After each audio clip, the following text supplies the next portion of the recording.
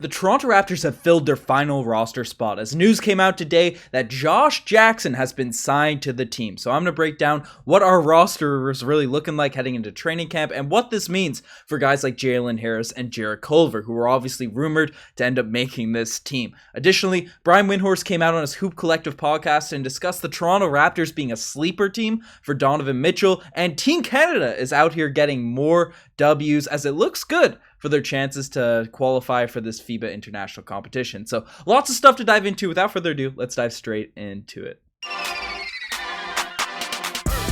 Hello everybody, Ben Rogers here, the Raptors Digest, breaking down the latest Toronto Raptors news. And obviously, I'm not in the studio today. I'm recording from a hotel room in California, but some big news dropped, so we gotta be covering it. Can't miss the big news drop. So definitely, if you like the content, if you want to stay up to date on the latest Toronto Raptors news, subscribe to the channel, helps us out big time. But we got a bombshell today. We got something pretty shocking, and it's that the Toronto Raptors have signed Josh Jackson to the final roster spot. Now, there's been a lot of speculation about who would end up getting signed to this position after Svi Mykhailiuk ended up getting waived a few days ago. And a lot of speculation. I came out in a video and expected that it was going to be a guy like Jarrett Culver. A lot of people in the comments were saying Jalen Harris, just given the fact we have his restricted free agent rights, and he's been reinstated a couple weeks ago.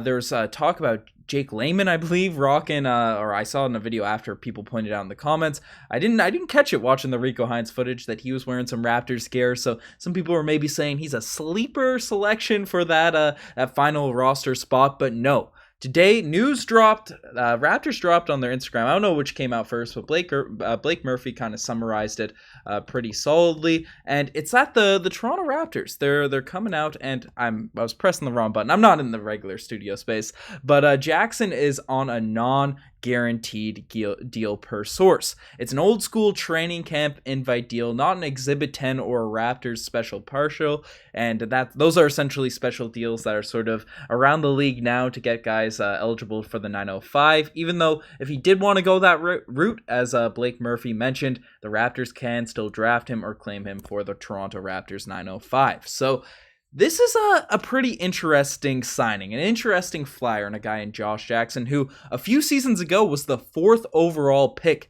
in the NBA draft. So that's there's high potential for this guy, and he has had some moments over the course of his NBA career that look like he could potentially live up to that number 4 pick potential. In his rookie season, he averaged 13 points per game for the Phoenix Suns, 5 rebounds, an assist, a steal, and, played solid defense, looked like a guy that wasn't going to be a bust at least, but then the stats sort of dwindled, and rather than taking advantage of the young up-and-coming Suns team getting on that squad, he sort of fizzled out and ended up signing with the Detroit Pistons and had a little bit of a career revival in just last season in 2020, the 2020-2021 season, playing about 60 games, averaging 13 points per game there. Not the greatest shooting, and that's a big thing that a lot of people want to see in terms of his development, but his shooting didn't stay around 30% from the three-point line. Not absolutely garbage, but not where you want to sort of have it for a wing player that's going to be getting serious minutes, but still 13 points per game, 4 rebounds, 2 assists on albeit not the greatest team, an average assist, a steal is pretty solid, right, for a 23-year-old guy. However, last season, again, didn't find his footing, fell out of favor with the Detroit Pistons. There's also a lot of drama off the court, some legal issues, also some charity events that he just didn't show up to. I'm not sure if that was with the Suns or the Pistons. I looked at the headlines there. I didn't get the full dose of research on that coming into this vid, but I probably should have looked that up. But there was some drama off the court that inevitably he ended up getting sent to the Sacramento Kings and didn't do much. Averaged 4 points per game for that team last season. So again, Josh Jackson, lots of potential, has had a very up and down career. So the Toronto Raptors taking a flyer on this guy is pretty encouraging to me as a Raptors fan because, again, a number 4 overall pick, lots of potential, an uber athlete, and a guy that has really played for probably 3 of the worst teams in the NBA for developing talent. Maybe the Suns have gotten better a little bit when you look at Mikal Bridges, but you look at the Pistons, you look at the Kings, maybe they'll be able to, they have some young talent, younger groups that are sort of coming to their own, but over the last decade, don't have the greatest rep for getting the most out of their players. So the Toronto Raptors can bring him into the system, and he can show that he's going to have some play with effort, play with energy, look to grow, look to develop,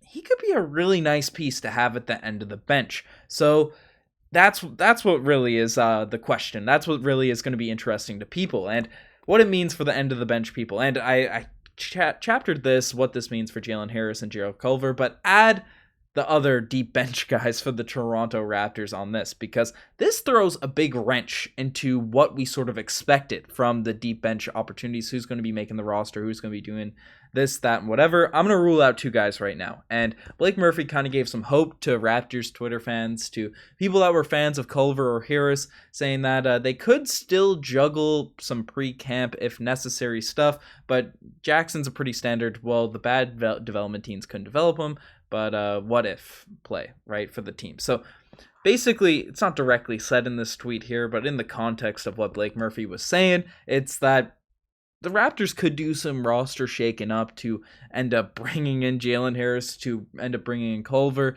Maybe a trade happens and then they end up getting signed and all that sort of stuff, but it's unlikely. It's unlikely. The Raptors are taking a flyer on a guy that they think they can develop. So it's unlikely that those guys will be there. But this flyer could come at the cost of a player that's currently, in the running to make this Toronto Raptors deep bench team, because currently, as of now, realistically, there's about 6 players playing for 3 spots, 3 guaranteed spots. Everyone right now, we have 20 people locked in for NBA training camp, for the Toronto Raptors training camp, but now on the deep bench, there's about 6 guys fighting for 3 spots. Unguaranteed players are now Gabe Brown, who's on an Exhibit 10. I know he's won over the hearts of a lot of fans in these Rico Hines runs, but given he's on an Exhibit 10, it's likely he's going to be in the G League for a couple years, but we'll see how he plays in preseason and stuff. We have on non-guaranteed deals now Delano Banton, we have Justin Champagnie, and we have DJ Wilson, and now added to the mix, we have Josh Jackson. So 4 guys, not 3 guys, on unguaranteed deals. And I'm also throwing Juancho Hernangomez, Bo Cruz, into the player that's fighting for one of those roster spots, even though he's on a guaranteed deal. But we just saw the likes of Svi Mykhailiuk, who was on guaranteed money. The Raptors are still going to be about $3.5 million under the cap, under the luxury tax. So they have wiggle room to waive Juancho Hernangomez if they want to pick 3 of those guys that are not on guaranteed deals at this point. So I think he's still fighting, still varying for those positions. I know we got a couple questions in a previous video about Jeff Doughton, and I'll throw Ron Harper Jr. in here. Those guys are locked into 2 ways. They could get waived and we could bring someone else in, but I don't imagine that's happening. So it's 3 guys, 3 spots for really Juancho, DJ Wilson, Delano Banton, Justin Champagnie, Josh Jackson, and Gabe Brown. What are my predictions? What are my takes? What does this mean for our deep bench roster? And I think Champagnie, I've been saying it, I think he's a lock. I think Delano Banton's a lock. Champagnie definitely hurt himself by not being able to play in Summer League. Just by the unfortunate luck, he ended up getting hurt. So that could be a knock against Champagnie. But we saw what those 2 guys could do this entire last season. They're young, they have potential, they've been in the Raptor system. And Delano, I think, is surely a lock. He's a hustle guy, long, wiry, fits our mold, and is a Toronto guy, and showed the most potential out of all of these young players, even though he is a bit turnover prone. Champagnie he's a culture guy. The Raptors teammates love him. That's a big factor when you're looking into deep bench players. Will they fulfill their role? Do they get along with teammates? So Champagnie's a guy I think is there. And I think it's really going to come down to, and maybe I'm overlooking the fact that Bo Cruz, Juancho Hernangomez is on a guaranteed deal. I think it probably is going to come down to Josh Jackson because of the potential. We've seen this guy average 13 points per game at multiple points during his NBA career. He's 25 years old, still extremely young, and been in very volatile situations. I think he has a legitimate shot at making this roster. So he's one that I think has to be factored in. Juancho Hernangomez as well, just the fact that he's on the roster at this point. And I know it feels weird saying that they're all like in legitimate contention, but DJ Wilson has really impressed a lot of Raptors fans in those Rico Hines footage. So it's tough. It's tough. I haven't been using this camera angle. It looks a little bit janky with the not in the actual studio, but man, if I had to make a prediction, honestly, I think the Raptors are going to get weird. I think it's going to be Josh Jackson.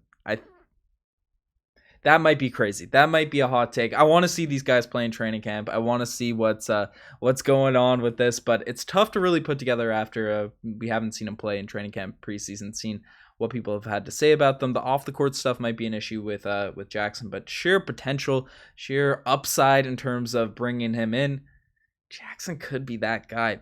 Again, Bo Cruz also is a guy that can knock down the shots, and Wilson has been with the system. We know the organization loves this game. So let me know what you guys think about this whole debacle we have at the end of our bench, because we had some tough decisions last season, and I know a lot of people didn't agree with the Isaac Bonga over guys like Sam Decker and Ishmael Wainwright, but we might have some tougher decisions to make this coming season. So let me know what you guys think about all of that. The next thing we're diving into is Brian Windhorst calling the Raptors a sleeper team for Donovan Mitchell.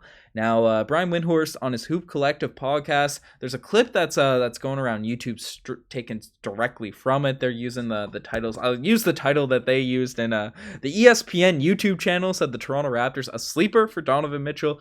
And there's a lot of people talking about now the re-engaged possibility of the Toronto Raptors acquiring Mitchell.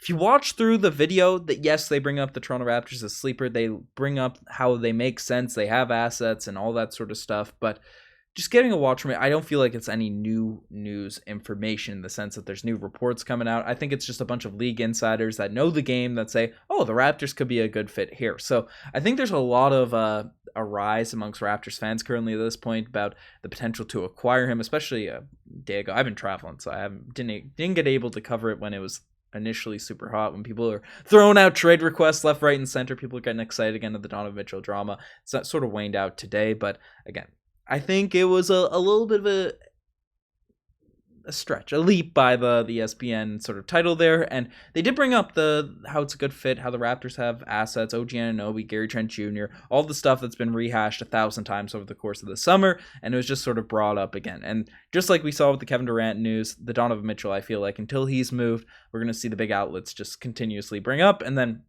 I'm gonna address it. I'm gonna address in the vids and give my actual take to see if there's actually any proper new updates. But I don't think there's any new re-engage level of possibility for the Raptors. I think we've always been a sleeper team for Mitchell, and we'll see if that ends up being the case.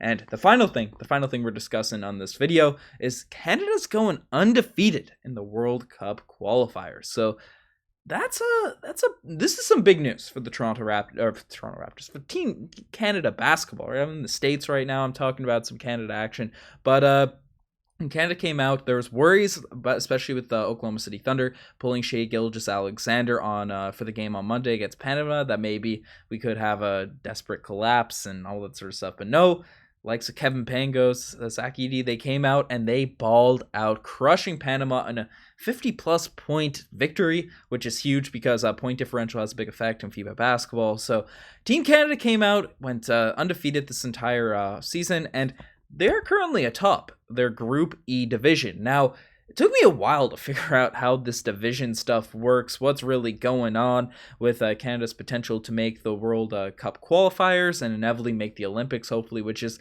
the real goal for Team Canada, because we have enough NBA players that for the Olympics we'll probably get everyone out, but we just need to get there. And then the FIBA World Cup qualifier, that's really your main route to do it. So Team Canada is the top of this group. I'm gonna throw this graphic back up, and this is essentially Group E of FIBA basketball, and the top 3 teams in this group make their way to the FIBA to the actual FIBA international tournament that I believe is played in the Philippines in 2023, and there you can really solidify yourself as an Olympic team. That's where the big eyes will be on it.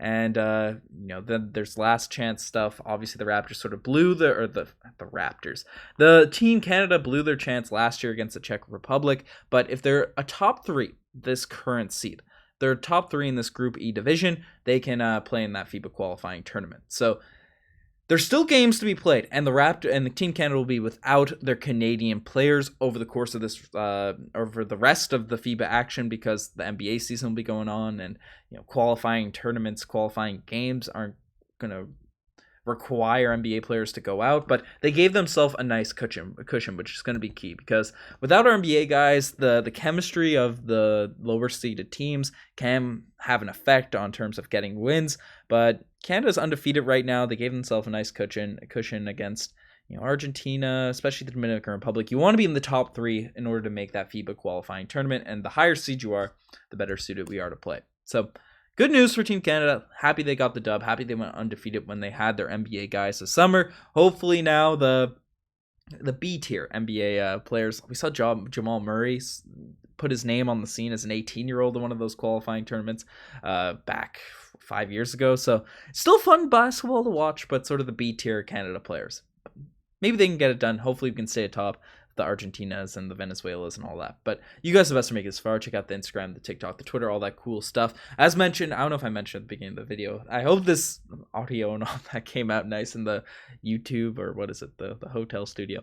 But yeah, subscribe to the channel. Helps us out big time. Going to keep you up to date, regardless of if I'm home or if I'm on the road, all the latest Toronto Raptors news. But you guys are the best. I'm signing out. Cheers.